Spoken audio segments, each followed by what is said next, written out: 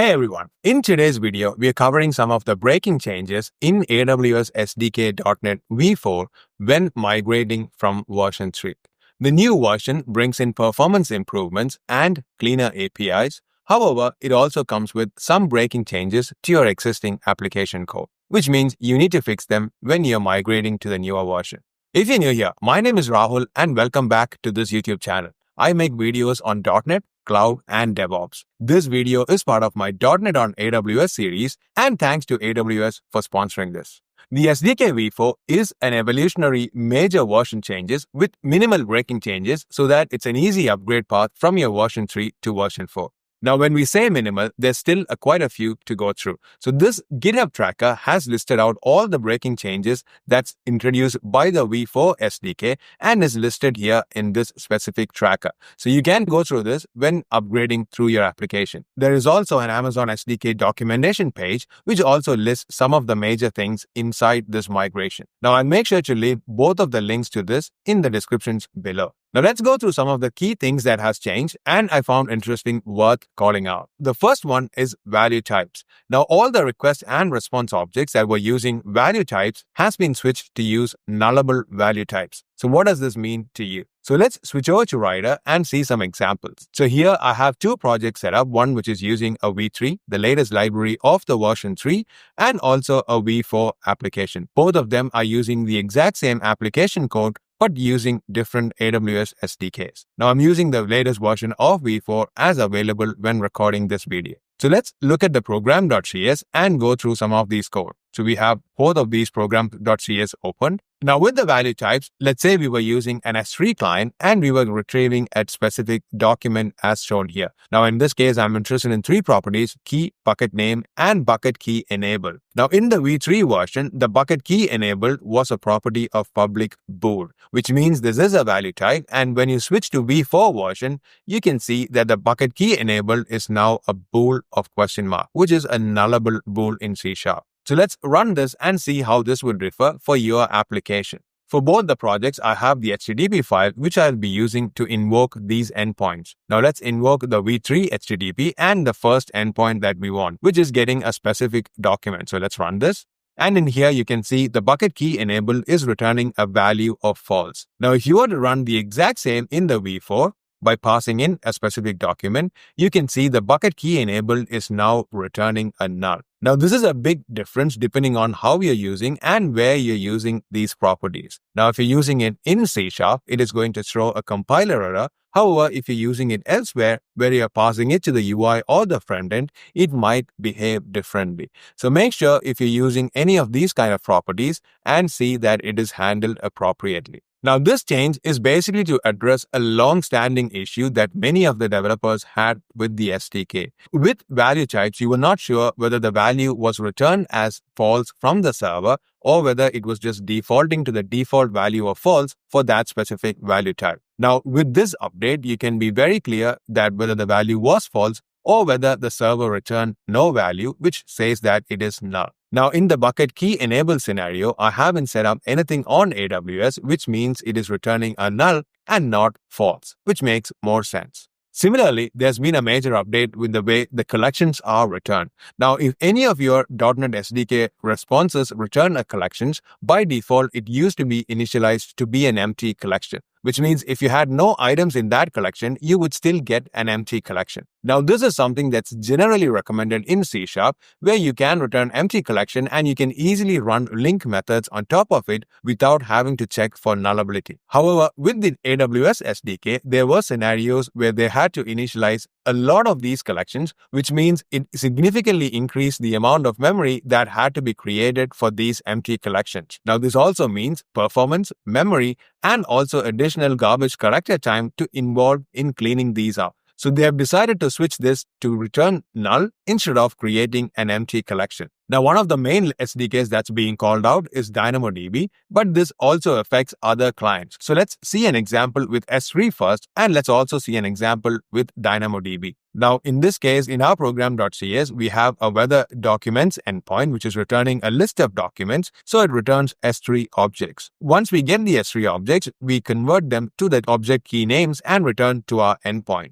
So let's hit this endpoint and see how this functions. With the V3 endpoint, it returns us back an empty array as expected. However, the exact same code with V4, if we were to hit the API endpoint using the HTTP file, this throws a null reference exception. So you can see there is an argument null exception being thrown inside our application code. So if we switch over to the application and put a breakpoint where it converts this S3 objects to the key values and invoke this again, you can see response.s3 objects is null in this case. Because in this specific case, we don't have any documents inside our S3 with that specific prefix, which means there is empty documents and it returns a null inside the SDK. Now, this is something that you will have to keep in mind and make sure you address for your application. However, if not, you will have null reference exceptions at runtime. So let's understand why they made this change. So if we look at the V3 code again, I have created another endpoint, which is getting the movies by here. Now, in this case, it is adding a DynamoDB and returning results from there. Let's put a breakpoint once we return the results and see what it means with these extra collections. So let's hit the movies endpoint and see what is happening. So here we have hit the breakpoint. So this has returned the response and it has the list of items in here. So we have 5 movies being returned. Now this has each individual item which has the properties of its own. So you can see there are different attributes being returned, which includes the year, title, languages, cast, etc., which are all properties on my movies database. So if we expand each of these attribute values, you can see this has an attribute value which has different properties within that. So you have BS, which is setting to an empty collection in this case. There's also L, M, NS, etc. And you can see there is a number of collections that is being initialized inside this. In version 3, it was initializing all of these to empty collections, which meant depending on the number of attributes and the number of items that you were creating, it soon multiplied into a huge number. This means your application is using more memory and also the garbage collector now needs to do extra work to clean up these collections. Now, if you were to run this exact same code in V4, so let's switch over to the V4 HTTP and hit the exact same endpoint. Now, if we expand over the items, again, we have the same 5 items here. And if we expand through each of these attribute values, you can see all those list properties are now set to null. This means the attribute values doesn't have to create all those empty collections just for the sake of creating them. Now, this is the main performance improvement that is achieved by this, and this affects different libraries as well. Now, one of the main things that they've called out is DynamoDB. But as you have seen, it also affects the S3 client depending on how you're using it. Now, if you want to turn this behavior off, you can do that in your application startup code. So once you have registered your application, you can set the Amazon AWS configs.initialize collections to be true, which means it will default back to the behavior that it had in V3. Now, with this value turned on, if you were to hit the application again with a V4 endpoint, and let's get the movies by year, and if we expand the response.items as before and look at the independent attribute values,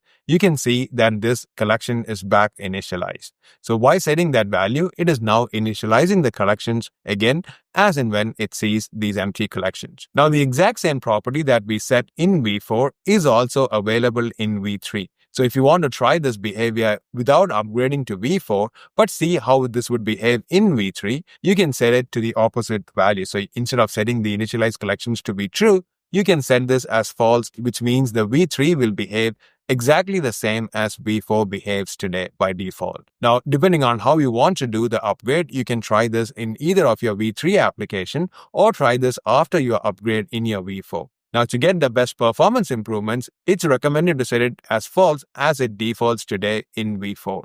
Now, the AWS SDK extensions .NET Core .setup NuGet package has also got some updates. The main thing being it now supports native AOT. So if you're using your application for native AOT capabilities, be sure to check this out. Now, if you're not sure what this package is for, if we switch back to our application, you can see when we were using the registration for dependency injection for the AWS SDK clients, we were using the add AWS service. Now, this extension method comes from this NuGet package. Now, I have a completely separate video on dependency injection and how to use it with SDK clients, which will be linked here and also in the descriptions below.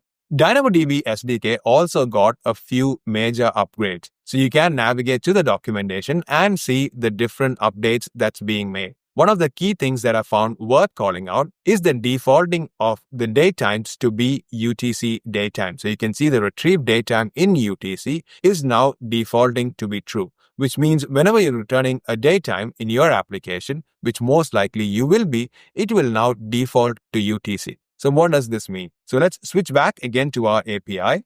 I have an endpoint here that returns a specific customer by ID, which returns the order ID and also the date time that the order was placed. Now, this is also there in V4, but let's see the V3 behavior first. So let's hit this endpoint and get back the data. Now, in this case, you can see here that the order date time is being returned in my local time, which is Brisbane local time, which is why it's showing the plus 10:0. That is the time zone that I'm in. Now, however, if you were to run this exact same code in the V4 endpoint and get a customer details back, you can see that this is now returning in UTC time.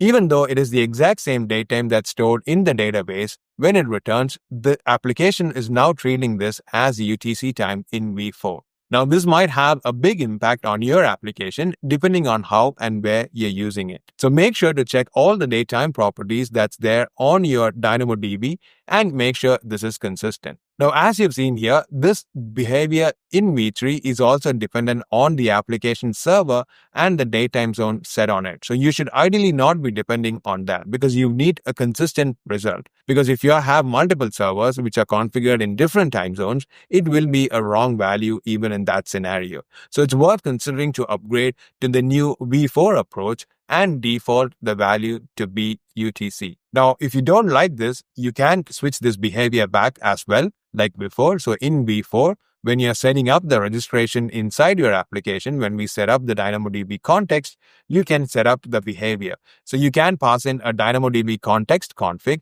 and set the retrieve date time in UTC to be true or false, depending on which behavior you want. Now, if you want to specify this as false, which means the date time will be treated as local.